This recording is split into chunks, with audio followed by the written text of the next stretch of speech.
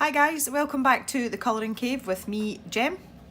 We are going to start a page in Hanna Karlzon's Summer Nights for our Just Colouring section of the YouTube channel. So I have selected a picture and the one we are going to be working on is this one here. Just before we make a start, I want to talk a little bit about the colours and things that I'm going to use so that you've got an idea of where we're going with this. First of all, I'm going to use my Polychromos pencils to colour in this picture. I'm also going to use some Faber-Castell gelatos as well, which I'll explain as I go along. To give you an idea of what's going on, I have my colour wheel here, and with these flowers and the gemstones, I'm planning on using this section of the colour wheel, so yellow through to pink, and I'm going to gradate through these colours at various points on these flowers. Now, in the interests of keeping things balanced and making the picture interesting, I have decided to go with these sort of aqua blue shades for the background. Now, if you look at the colour wheel, I'm using these colours through here. So blue is on the other side of the colour wheel from these colours, which will help all these nice shades of our flowers and gems just pop out against the background. Now, for those of you that do want to colour along and aren't in possession of these gelatos, they are quite expensive. They're fabulous, but they're expensive. What I'm going to do is I'm just going to swatch them out quickly, and I'm going to find alternative colours in the Polychromos range so that you can do your background in pencil if you still want to keep the same colours. Okay, so I've just got a little bit of scrap paper here. And if I just do this, I'll lean quite heavily so that you can see the bulk of the colour. And I've got a paler one here as well. Okay, for those of you that do have gelatos, the two that I'm using, the pale one is Aqua Dolce and the darker shade is Snow Cone. Now, I've got my little swatch book here as well. It's absolutely full of everything. If you're not a person that swatches things out, then just grab your pencils and you can find something suitable. So looking down at the blues here, I think probably the light cobalt turquoise is quite similar to the Aqua Dolce. I'll just pull this pencil out and we'll have a look.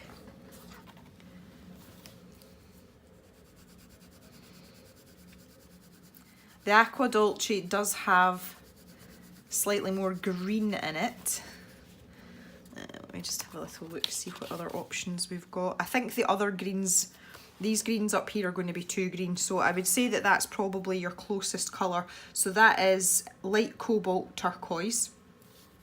And for the darker shade, again, this is quite difficult, maybe bluish turquoise. What I will say about this darker colour is it is going to go round the outside of the page, so it's not absolutely imperative that you have, you know, something identical. That is very, very blue though in comparison. Okay, the next pencil I have here is cobalt green, which might be a bit closer. Yeah, that's better. Yeah, so if you want to stick with roughly the same colours that I'm using, that's the two I would go for. The darker colour, go for the cobalt green, not the bluish turquoise, because it is very, very blue. Okay, so now that we've established these colours, I'm just going to move on. Now, because I am doing the background with gelatos, I'm going to do that first and spray it with fixative. So I'm just going to show you the method that I'm using, and then after that I'll speed up the rest of the video because it is quite time consuming. If you're colouring your background in pencil, you don't have to do it first. You can always wait to the end, so you can just skip through the first part of this video and then we shall reconvene when it comes to actually colouring in the flowers. But for those of you that are using gelatos, or even pastel, soft pastel would work quite well for this as well. I like to use the finger technique with these, and basically just involves rubbing your finger over the top so that you've got some of it on the tip. My nails are so long just now, I have to watch I don't get it all squished under my nails. And all that I'm going to do is just start rubbing that in. Now, I'm not worrying too much about these little circles just now because I can go back over them either with white paint or white gel pen. That's not too much of an issue at this moment in time. Now I'm not going to be particularly careful. For those of you that are familiar with gelatos, they are very forgiving and they also erase as well. So really what I'm going to do is, starting with this light colour, which is the Aqua Dolce, I'm just going to get a really good base down in the sort of larger areas in the picture, using my finger, squishing it in. And just like most of the other mediums that we like to use in colouring books, they are dry, so you can build up layers of them as you go if you want a more intense colour. There really isn't all that much to this, it just involves a bit of elbow grease. I have also got here as well just some cotton buds, and that's just so that I can get into some of the tighter gaps without making too much of a mess. But as I say, I just want to get this sort of, the majority of the white space covered first, just so that we can get on with that. So I'm going to go ahead and speed this up now, and I'll catch back up with you once I've got this pale blue all down on the paper.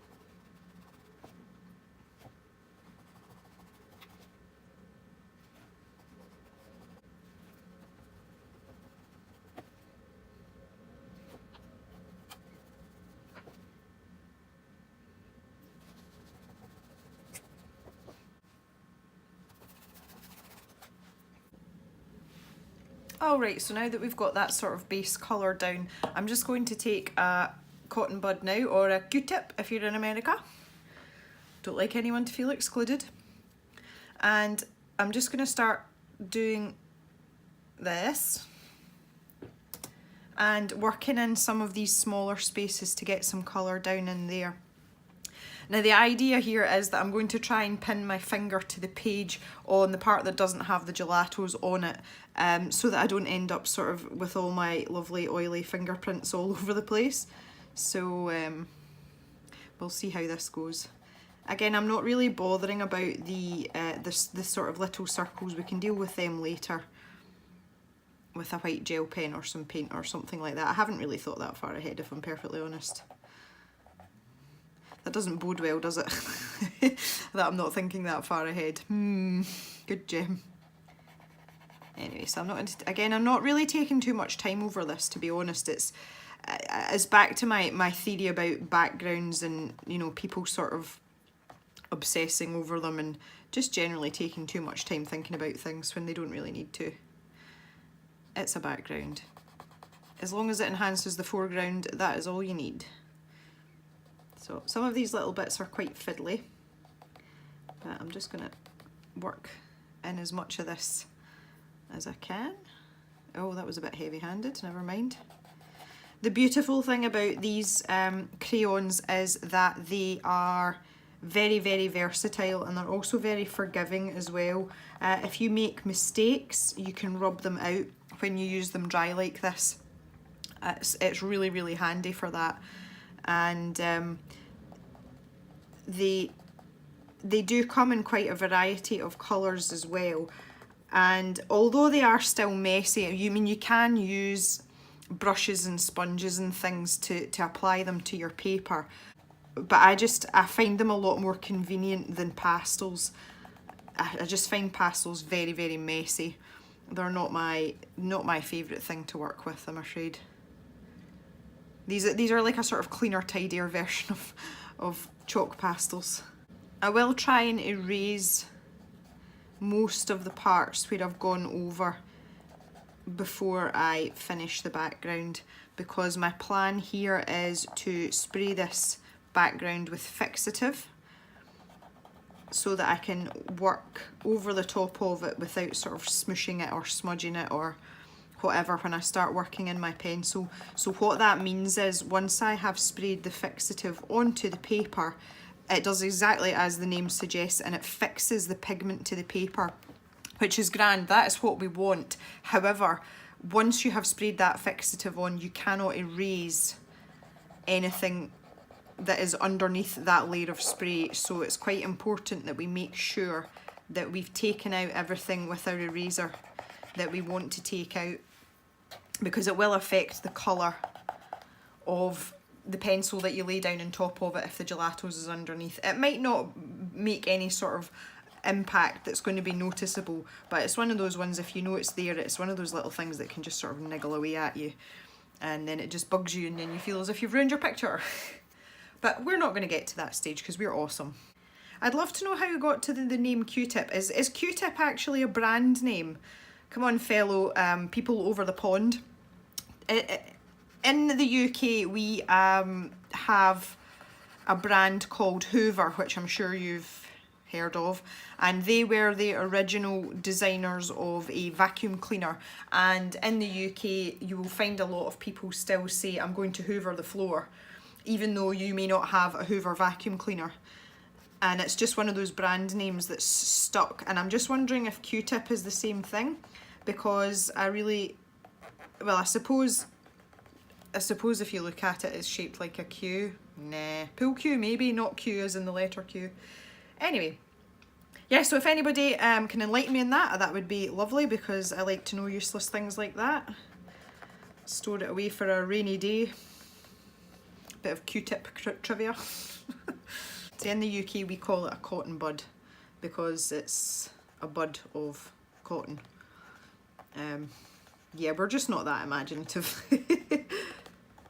Anyway, getting there now. So just getting in. Oh, I've bent my cotton bud. Oh dear. Yeah, back to the benefits of the gelatos. Another good thing about them is they last forever as well. A little bit goes a long way. Oh, stop touching the paper. A little bit goes a long way. As I say though, they are expensive. I'm aware that they're expensive, and they're not necessarily within everyone's budget. But even if you have a set of colours that you use for backgrounds frequently, I myself, I'm very much a pale background person. I'm not really into vivid backgrounds, and it's just my style. I prefer a more sort of subtle background. So when I first got the gelatos, I bought one of the pastel sets, which included the colour that we're using just now, and I found that little set was enough to get me started, to see whether I liked them or not, and knowing that I would use the colours that were available. Okay, that's looking pretty good now. So we have covered off all we need, and what I'm going to do now is just take my Derwent eraser, and I'm just going to work my way around methodically and clean out all the spaces within the line art where we're going to be using our pencil.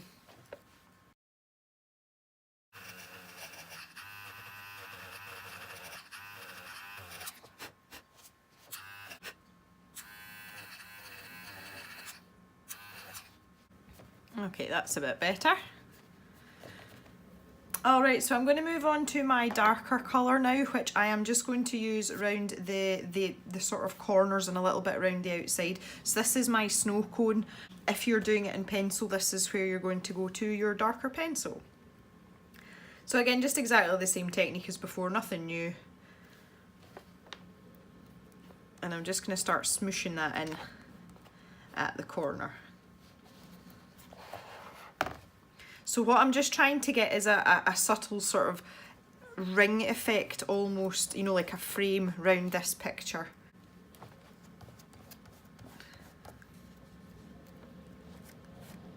Try and get into the crease a bit more. So you can see that there is a difference. I know it's quite difficult to see on camera, but you can see there that there is a difference between the darker colour and the lighter colour now.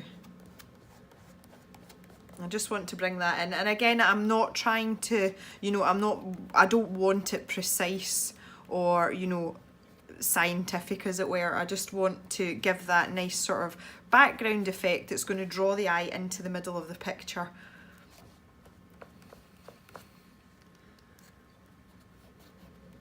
too many things in our life that are precise and scientific as it is. Making a pretty picture doesn't need to be one of them. Smoosh that in a bit more.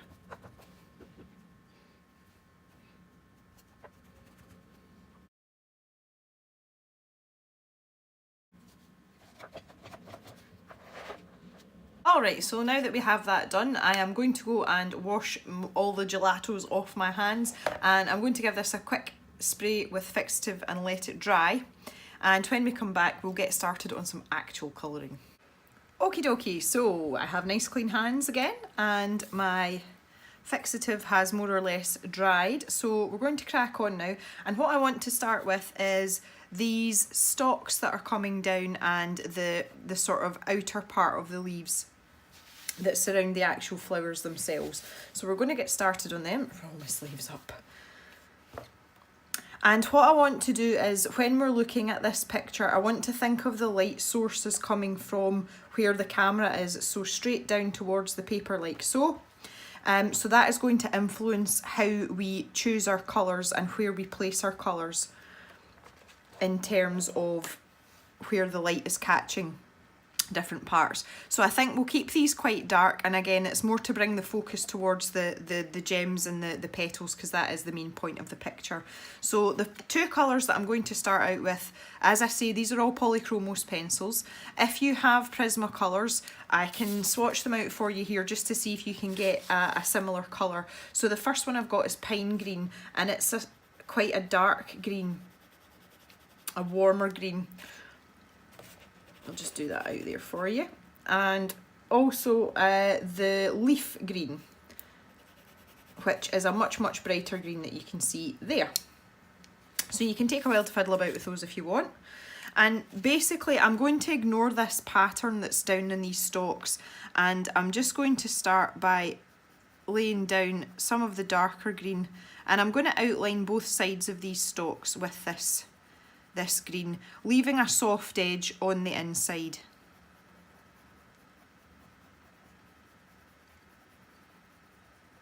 There we go. And I'm going to just bring this across here, darken that down a little bit. So yeah, I'm just leaving a soft edge on the inside here. And then I'm going to take my leaf green and I'm just going to blend that into the middle. And you can see that that's really starting to make that pop, which is exactly what we want. That's where the light's going to be striking. So I'm going to leave a tiny little bit of white there, just in that middle section.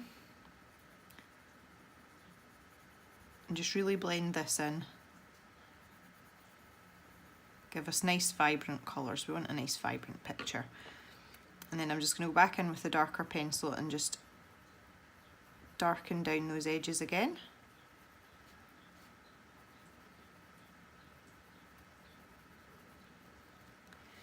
There we go. Now we've only got a teeny weeny little bit on this side, so we'll not be too concerned about this side, but just do the same thing again. Keep them the same.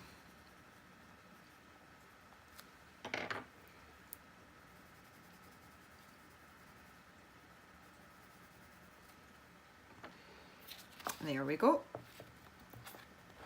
Now I think I maybe want to keep these parts green as well. Maybe down here. Let's try that and see how it goes. So I'm going to introduce an even paler shade of green now, because there is a larger surface area here. We've got a little bit more room to work. So the third green, which will become my lightest green, is in fact the light green. So you can see there I now have a dark, a mid and a light tone. And I'm just going to do the same thing that I did before. I'm going to take the darkest pencil and I'm going to just put that around the outside. I'm using a slightly lighter hand this time, and again this is really just so that I can place my colours first. If I want to bring this darker green further in, then I can do. And I'm just going to follow these little lines at the bottom there as well with that dark green. Now I'm taking my lightest green, which is the light green pencil, and I'm going to put that in the middle. I really am using this as my highlight which is why I'm putting it down first, and then I'm going to use the leaf green to define that lighter area in the middle and just to help blend into the darkest green. So you can see there I've left a little spot in the middle, and I know it looks yellow on camera, but I promise you it is actually green. So I'm going back over my darkest green with the leaf green. And now I can see where my colours are going. I can start to use a bit of a heavier hand now and really blend this all in.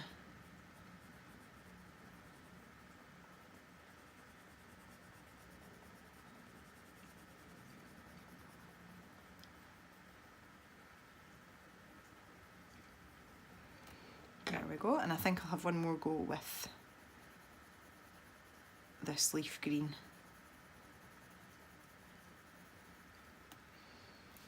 There we go.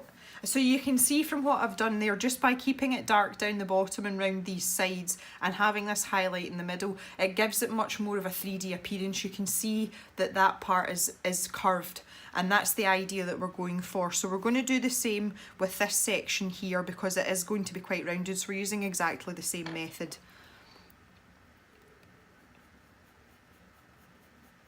So there we go, start off nice and light round the outside. Just to begin with, till we see where everything's going to look, how it's going to look, should I say. And I'm going to follow these lines up. This is the nice thing about having a little bit of detail in the line art that's provided by the illustrator. It gives you a guideline, so if you're not entirely sure what colour should be going where, it's just a little helping hand that can nudge you in the right direction. Alright, back to the lightest green, which is the light green. Just fill that in, and again I'm not putting any pressure on that really. I'm just sort of tickling the paper, as it were. Make sure that's a half decent layer that's down, and then taking my leaf green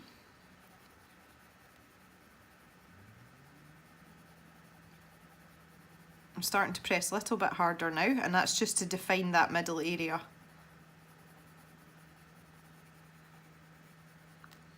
Okay. So that's me. I'm happy that I've got everything where I want it. So I can go back in now with my darkest green. Just start blending that out towards the edges. The Polychromos pencils, they do blend very well. I like the way that they blend. They do require a little bit of work, but not anything drastic. If you're used to Prismacolors and you have switched to Polychromos, I have yet to meet a person that loves their Polychromos straight away if they're used to Prismacolors. And it's just one of those things, because there's such a stark difference between the types of pencils that they are. It's like anything else, if you're used to one thing and you switch to something else, you're not going to be entirely sure of it straight away, and it does take a little bit of getting used to. But please stick with the Polychromos because they are fantastic pencils and I love them. My only complaint is that they don't have the selection of French greys that you get in the Prismacolors, and I love the French greys. I think they're a fabulous set of colours because you can stick them in as greys, but you can also use them in more of a sort of brown context as well, which is rather nice too. So I say that's the only thing that's missing, and the metallic ones in the Polychromos range are rubbish. They're awful. Don't ever think you're going to get any use out of the metallic pencils because it ain't going to happen. Okie dokie, so now that we've done that, that looks pretty good. I'm going to move up and I'm going to do the same to these little parts here. So moving round, circle.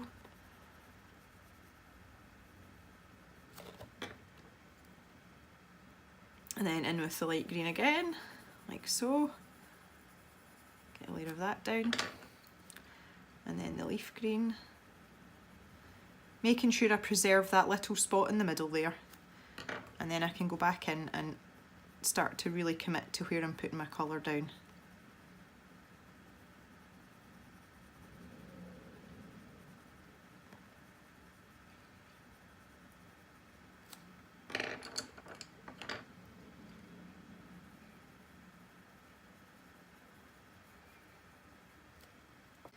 So today here in Scotland it is very, very windy. We have 60 mile per hour winds, We were supposed to be getting a lot of rain, and that hasn't happened, so that's good. We have been very lucky lately in that we haven't had nearly as much rain as we would normally have. We've actually had some sort of normal summer, which is always nice, but the weather's kind of broken now. The warm temperatures have dropped and we're back to more what we would consider normal temperatures for Scotland in the summer, which is a shame. It was good while it lasted though. I'm just having to keep my little fingers crossed now that on my wedding day in July that it doesn't rain, because I'm supposed to be getting married outside. So I'm not going to hold out too much hope. We do have a contingency. You don't expect to have a dry day in Scotland even in the summer. So we have an inside contingency if it is really, really wet. But I'd really like to get married outside. That would be nice. We are outsidey people, obviously being farmers. We spend a lot of time outside, and it makes sense and it's quite fitting that we would get married outside. So everybody, if you could cross your fingers for me, that would be real nice.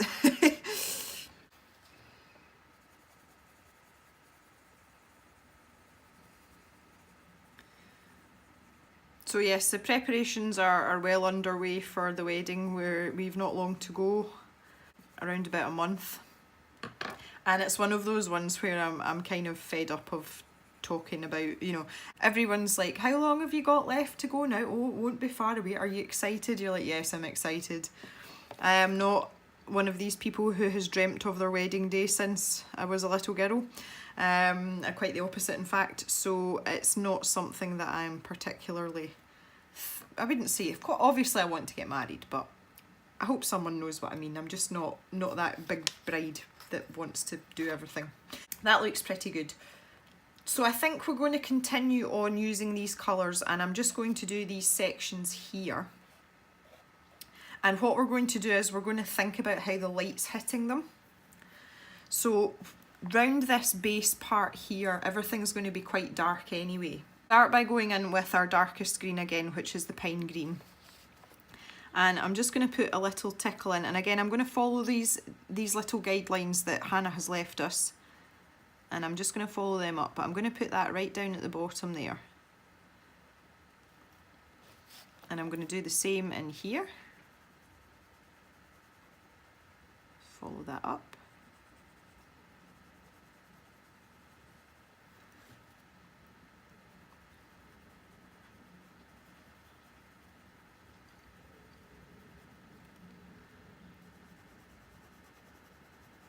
And again, I'm not leaning particularly heavily here, just until I decide that that's definitely where I want things to be.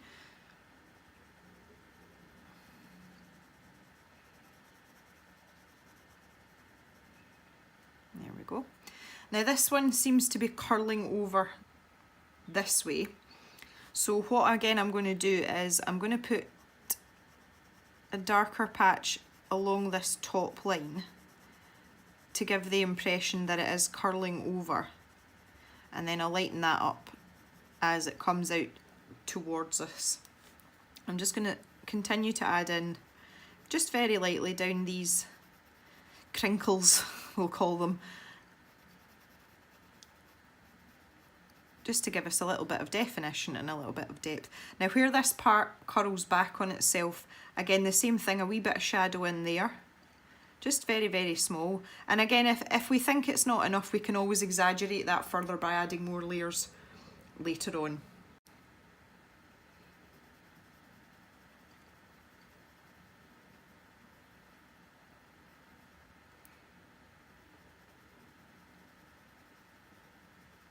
There we are, the same thing there. And this section here, which is curled over, I would just be tempted to have a little bit in here. I could line it all the way along there, but I think that's going to be too much of the darker colour. But again, I can always go in later and add it in if I feel it's not right.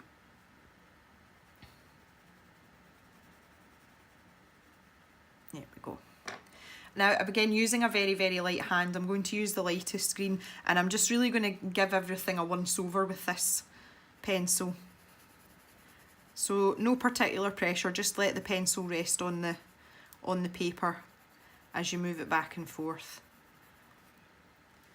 I do find the most part of colouring is deciding on your colour placement and just really having a bit of forward planning in terms of that.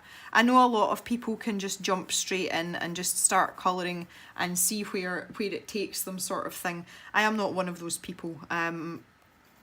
I do it sometimes, and it can be a bit of a gamble. Sometimes it works out, sometimes not so much. So I much prefer to spend a little bit, you know, even if it's just 5 minutes before I actually start colouring the picture, just to, even if I get a rough idea of what colours I want where, and also deciding on establishing where that light source is coming from if I want one in the picture. And it just seems to be a lot easier for me to work that way. It's obviously, it's especially important when I'm doing things like this, and you know, I'm putting it out there on the YouTube channel because you want everything to be right. You know, you don't want to be making mistakes when you've got lots of people watching. So yeah, I do think an element of planning is worth it.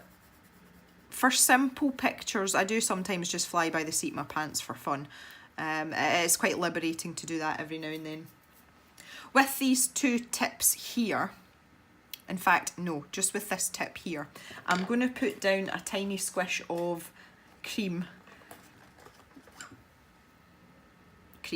actual cream, just at the top there, because this part is only going to be in the light green, so I still want some sort of contrast. So I'm going to lean really heavily down at this bottom part, and I'm just going to blend that in up into that cream. And that's really just to give it a highlight so that it's not all in the one colour, and it's better than leaving just the paper showing through. So I'll just go back with that, blend that in a little bit. That's absolutely fine. I'm still trying to decide what to do with this top part here.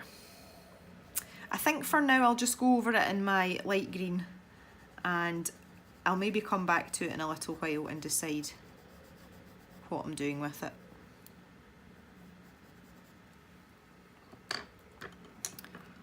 Okay, so now I'm just going to go a leaf at a time now that I've got that sort of base colour down, and I'm going to go up around here with the leaf green, and then I'm going to go in a bit heavier again with my darker green and just sort of blend that upwards, because again we want to keep this dark down at the bottom because it's tucked in, but still maintain some sort of degree of the fact that it is a 3D shape and it's not flat. So I'm trying to leave this tiny area of the lightest colour there, and I'm just going back round with my leaf green now, pressing a bit harder. And then I'm just going to blend that middle section together with my lightest green. There we go, super. Now I'm going to work on these ones now. So really what we want is the light to sort of pick up this middle part. So if we work from either side and leave the lightest part in the middle, again that's more the light hitting it from this angle. So I'm just going to come up from where I started that darker green there, maybe to about there, and I'm going to do the same on the other side.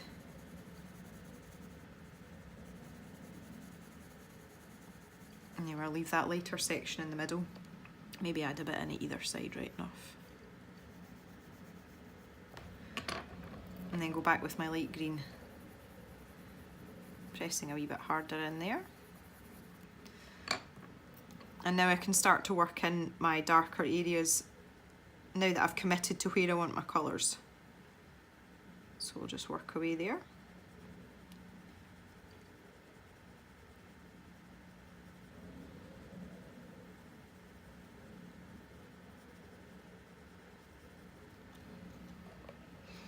And the same in at the back here.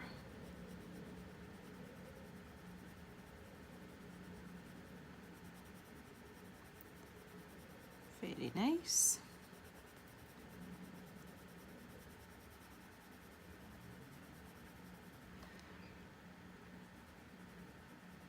So in other exciting news, my hen party is coming up very soon and everyone is super excited about that, apart from me.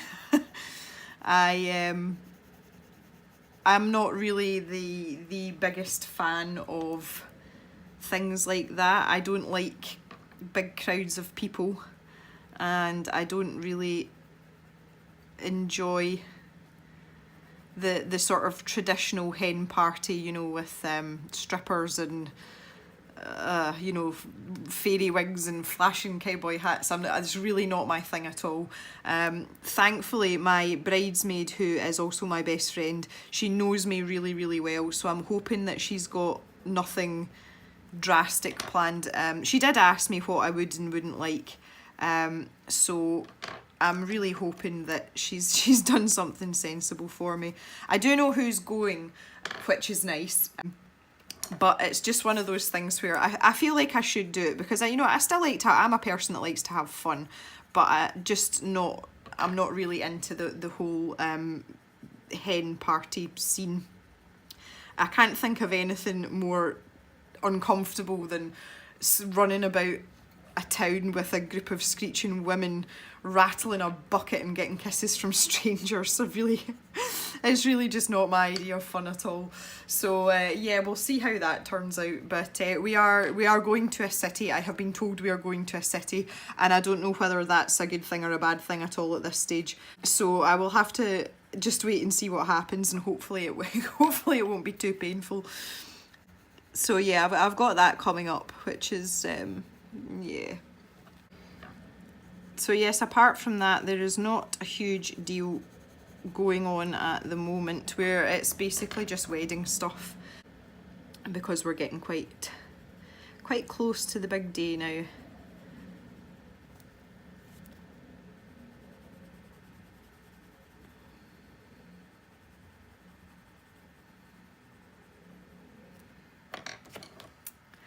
Okay. So you can see here, just from what I'm doing with this section, I've decided that this is sort of curving like that. So I've tried to keep it a little bit darker around that outside where it's curved over, and keep this bottom part a little bit lighter. So I'm just working my way around now, and I'm going to blend all this in just so that it's a bit smoother. I seem to have a funny kink in the paper there. It's taking the pencil in a strange way. That's okay though, I'll not worry too much about that. Just blend this in a little bit around here as well. There we go. With this top part that's perhaps folded over, I'm just going to add a little bit of the leaf green and then blend it out into the light green here.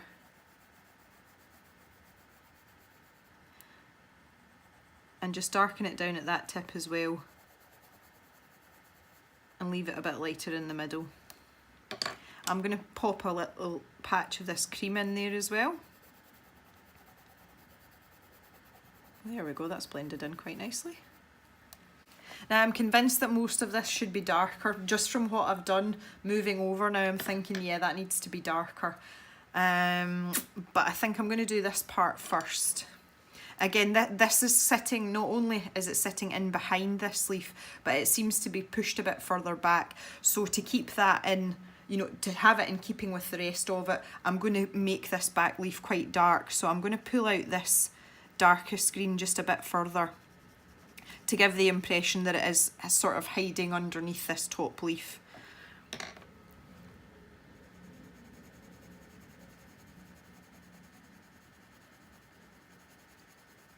And then as it comes down, this part here will be catching the light, so we can brighten up our lightest green here and just blend that in.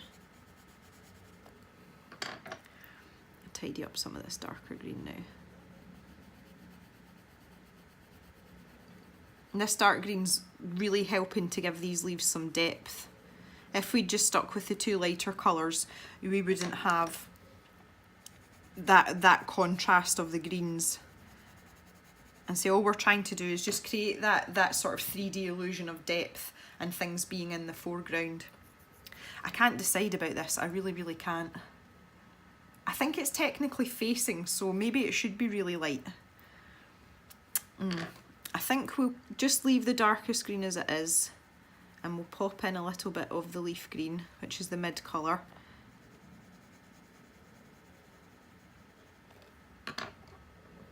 And then blend that with a tiny bit of the lightest green. Okay, I might come back to that. So this bit that's in behind is going to be quite dark in there.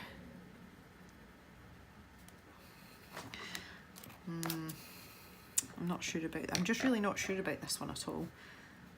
Add in the leaf green anyway.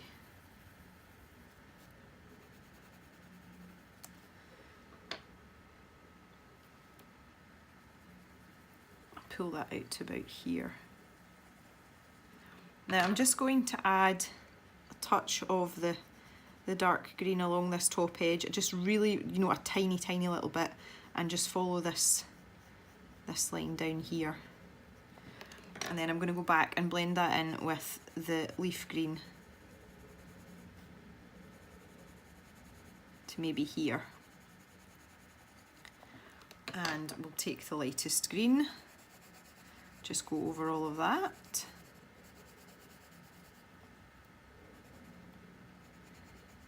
And again, really heavy at this tip here and along that top edge, and leave that part there a little bit paler where the light's going to hit it. All right then, I'll just have a little zoom out now. Okie dokie, that is our stems finished on this flower here. I'm going to stop there. I feel that this video has gone on long enough for now, and in the next video we will tackle this part here to match these ones, and we can start on our petals. I hope you've enjoyed this today, guys. So I just want to thank you very much for joining me. And if you haven't subscribed and you like what you see, please feel free to do so. Leave me a like, that would be wonderful. And if you have any comments, just pop them in the box down below as per usual, and you know I'll get back to you. Okay guys, we'll see you next time in the Colour Cave. Bye bye.